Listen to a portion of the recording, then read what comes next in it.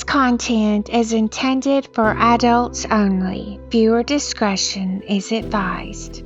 Thora Chamberlain was just 14 years old when her life was tragically cut short. Her killer was convicted and sentenced to death. Even though her body was never recovered, to this day, the true fate of Thora remains a mystery. It was 1945. Radios buzzed with post-war optimism. Department stores dressed their windows for the holidays, and children counted the days until turkey dinners and twinkling lights.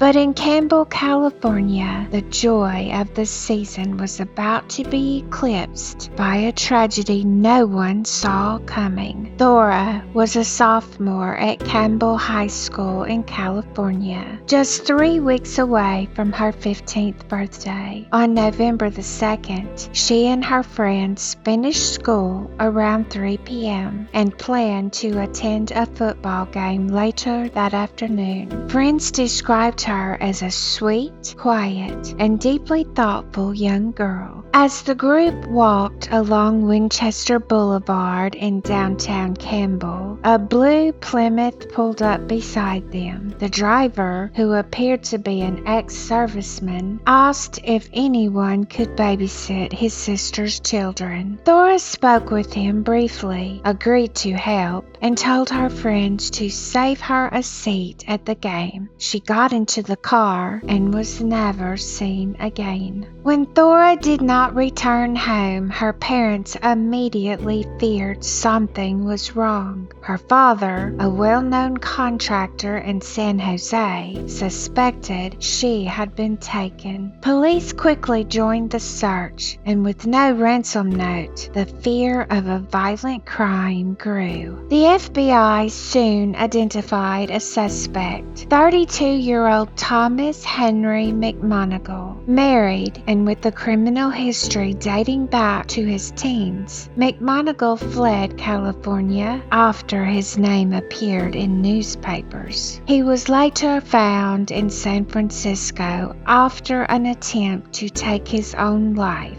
and was arrested upon recovery. Several of Thora's classmates identified him as the man whose car she had entered. During questioning, McMonigle gave multiple conflicting accounts of what happened to Thora. At times, he claimed she had died accidentally. Other times, he offered disturbing and contradictory explanations. But while his story shifted, key evidence linked him directly to her disappearance. Though he was not a serviceman, McMonigle admitted to stealing a sailor's footlocker and wearing the uniform to appear trustworthy. Investigators later found the footlocker in his garage. He told police he had discarded Thora's body from a cliff known as Devil's Slide, overlooking Half Moon Bay. While her remains were never found, searchers did recover her socks in the area. Other belongings, including her shoes, school books, papers, and cowbell, were later discovered hidden at a construction site where McMonigle worked. Investigators also uncovered blood-stained upholstery from his car buried in a ditch, a bullet hole in the car door, and a bullet buried in his yard that matched his .32 Colt revolver. After McMonigle's arrest, FBI agent E.J. Connolly searched the home of the McMonigles. Ina, McMonigle's wife, was there during the search. He looked into the bedroom where their 4-month-old baby was sleeping soundly. This baby was born 2 days before Thora was taken. Connolly spotted something unusual in the light fixture. It was Thora's wristwatch, along with a gold ring that that had an amber setting. Inside the ring there was dried blood. Thora had been wearing these items when she went missing. Despite the absence of a body, the evidence was overwhelming. Prosecutors argued that McMonigle abducted Thora, attempted to assault her, and ultimately ended her life before discarding her remains into the ocean. The jury deliberated for just 38 minutes before finding him guilty. In 1948, Thomas Henry McMonigle was executed in the gas chamber. Before his death,